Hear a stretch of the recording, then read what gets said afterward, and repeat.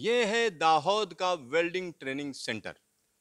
दाहोद में वेल्डिंग की क्या जरूरत पड़ी, और खास बात है कि रेलवे वर्कशॉप की अगर हम बात करते हैं तो जगह जगह पर हर तरीके की वेल्डिंग की जाती है। तो वेल्डिंग के लिए जो ट्रेनिंग दी जाती है उसके लिए पूरा सेंटर बना दिया गया है। और यहाँ पर हमारे साथ बातचीत करने के लिए एसटी राठौर जी हैं, ये उनसे बात करते हैं। राठौर जी, वेल्डिंग की कितनी जरूरत पड़ती है रेलवे वर्कशॉप में? एक्चुअली रेलवे वर्कशॉप में वेल्डिंग के बगैर हम आगे बढ़ ही नहीं सकते। जैसे ऑक्सीजन की जरूरत पड़ती है हमें सांस लेने के लिए, इस तरह से अनुरक्षण में हर जगह पे हर फील्ड में वेल्डिंग की आवश्यकता रहती है। वेल्डिंग एक किसी भी दो पार्ट को ज्वाइंट करने के लिए है, चाहे वो सिमिलर मेटल हो, सिमिलर मेटल हो, दोनों के लिए। तो वेल्डिंग की आवश्यकता बहुत अहम है।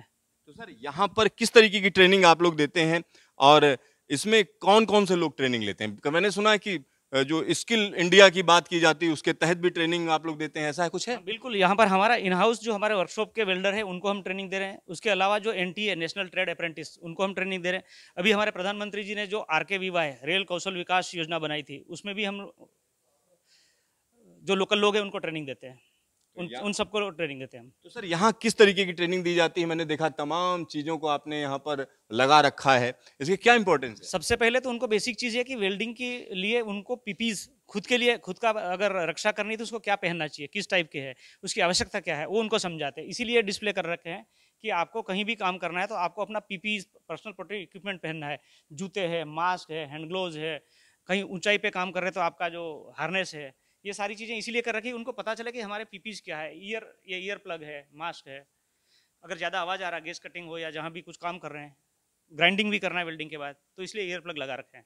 और और यहाँ पर गैस कटिंग से रिलेटेड उपकरणों को भी आपने प्रदर्शित कर रखा है। बिल्कुल बिल्कुल उनके उपकरणों को प्रदर्शित कर रखा है। यहाँ पर हमारे जो एसएससी रहते हैं उनको सिखाते भी है। और ये सेल्फ एजुकेटेड है, वो खुद पढ़ते हैं और सामने उसका डेमो दे रखा है, उससे अपने आप भी वो सीख सकते हैं। और इसके अलावा अगर हम देखें, वेल्डिंग और प्लाज्मा कटिंग की भी बात कही जा रही है। प्लाज्मा कटिंग कुछ अलग होता है? प्लाज्मा कटिंग अलग टेक्नोलॉजी है। पहले हम लोग ऑक्सी एसिटिलीन कटिंग से करते थे। वो जैसे अभी जब कोरोना के काल में ऑक्सीजन की भी बहुत सप्लाई नहीं हो रहा था, उस टाइम हमने प्लाज्मा कटिंग मशीन को चला करके वेगन का और हमारा वर्कशॉप का आउटन को मेंटेन किया। तो ये हमारे लिए बहुत मतलब एक वरदान स्वरूप रहा। तो ये आप समझ सकते हैं कि रास्ता हमेशा निकालते हैं टेक्निकल लोग। इसकी हम कह सकते हैं ये वानगी है, और तमाम चीज़ों को यहाँ पर बताया गया है कि किस किस तरीके की वेल्डिंग पोजीशन होती है, उनको यहाँ पर एक चित्रण किया गया है। जो लोग यहाँ ट्रेनिंग लेने आते हैं वो उनके लिए ये चीज़ है। तो यहाँ पर अलग अलग चीज़ें हैं, जैसे बट बेल्ट लिखा हुआ है, डाउन हैंड पोजीशन। ये जो अलग अलग वेल्डिंग होती है, अलग अलग चीज़ों में जरूरत पड़ती है। एक्चुअली इसकी जरूरत अलग अलग पड़ती है कि आपकी जो सिचुएशन है वेल्डिंग करने की, आप कहाँ पर वेल्डिंग कर रहे हो। ये तो यहाँ प्रोडक्ट दिखा रखा है। हमें इंजन के नीचे, वेगन के नीचे भी करना पड़ सकता है, ऊपर से भी करना पड़ सकता है। तो वेल्डिंग की पोजीशन आप कहाँ कर रहे हो, बट वेल्डिंग भी करना पड़ता है, ओवरलैप वेल्डिंग भी करनी पड़ सकती है। तो ये सारी चीज़ें प्रशिक्षण के लिए यहाँ पर डेमो दे रखा है। चित्र भी दिए गए हैं और फिजिकल प्रोडक्ट भी बता रखा है यहाँ पर। तो यहाँ पर उनको प्रदर्शित भी किया गया है, और कई चीज़ें हैं जिनको आप यहाँ पर देख सकते हैं।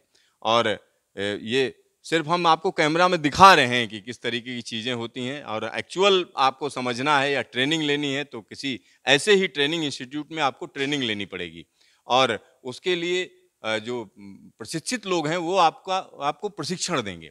तो यहाँ वेल्डिंग प्रोसेस को भी बताया गया है कि गैस वेल्डिंग किस तरीके से होती है। अगर हम देखें तो गैस वेल्डिंग में कौन कौन से मेथड होते हैं, प्रोसेस क्या क्या होते हैं? गैस वेल्डिंग में एक्चुअली गैस वेल्डिंग के साथ में हमारा ब्रेजिंग वगैरह है, वो इसी का पार्ट है।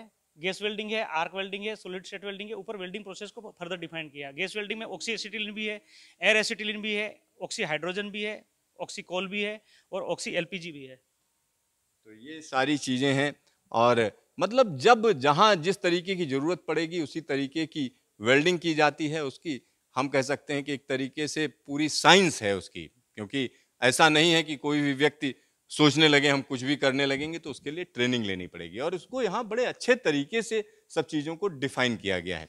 और सर, जो आज के बच्चों की अगर हम बात करें तो उनके लिए क्या कहेंगे, जो लोग वेल्डिंग के क्षेत्र में कुछ करना चाहते हैं या ऐसा कुछ, तो उसके लिए क्या कहेंगे? उन बच्चों को वेल्डिंग के लिए ये सारी चीज़ें ऑनलाइन भी उपलब्ध है। अपने मेन्यूल्स वगैरह देखें, आईएस वगैरह देखें, किस टाइप के मटेरियल में आपको वेल्डिंग करना है, तो आपको कौन सी प्रोसीजर अडॉप्ट करनी चाहिए, वो थिकनेस के ऊपर डिपेंड करता है।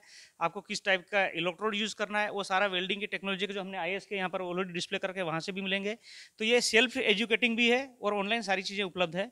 और हमने ये प्रयास किया है कि हमारे जो लोग हैं वो चाहते हुए भी कहीं गलती नहीं कर पाए और वेल्डर में वो मास्टर बने। क्योंकि हमारा जो, चाहे वो इंजन हो, कोच हो या वेगन हो, वो लोड लेकर के पब्लिक की सेफ्टी के साथ लाइन पे चलता है, तो कभी भी फेल नहीं होना चाहिए। ये हमारा पर्पज़ है। कभी भी फेल नहीं होना चाहिए, निश्चित तौर पर ये कहा जा सकता है। सर, एक आखिरी सवाल है, तमाम युवा हैं देश में जो रोजगार की सोचते हैं, वो सोचते हैं कि टेक्निकल चीज़ें हम सीख लें और हमारा फ़ायदा हो जाए। तो क्या रेलवे वर्कशॉप में इस तरीके का जो काम करने वाले लोग, उनकी एंट्री का क्या तरीका होता है? एक्चुअली रेलवे में जो रिक्रूटमेंट बोर्ड है उसके थ्रू भी आते हैं, तो रेलवे रिक्रूटमेंट बोर्ड के थ्रू आ रहे हैं।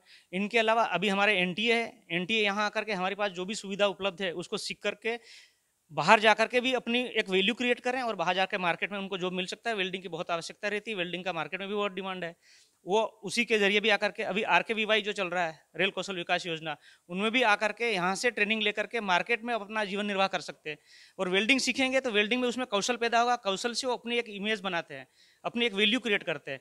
तो ये दाहोद वर्कशॉप इसके साथ साथ युवाओं के लिए ये भी काम कर रहा है कि उनको अपना जीवन निर्वाह करने में सक्षमता क्रिएट करने में सहयोग कर रहा है। राठौर साहब, आपका ढेर सारा धन्यवाद। Thank you, most welcome. यहाँ पर आप समझ सकते हैं कि वेल्डिंग की अगर इंजीनियरिंग में बात करें तो बड़ा जबरदस्त जरूरत है, चाहे वो USBRL का प्रोजेक्ट हो, चिनाब रेलवे ब्रिज की बात करें तो तमाम चीजें वहां चल रही हैं, और वहां पर जिन लोगों ने काम किया उन्होंने ऐसा कौशल पैदा कर दिया है कि उनको दुनिया भर से एक तरीके से न्योता आता है कि भाई हमारे यहाँ काम है।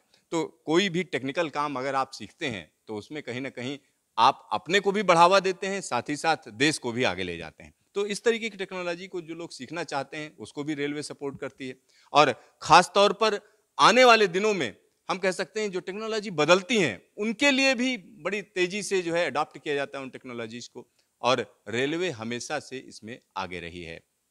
Siddharth, news station, Dahod.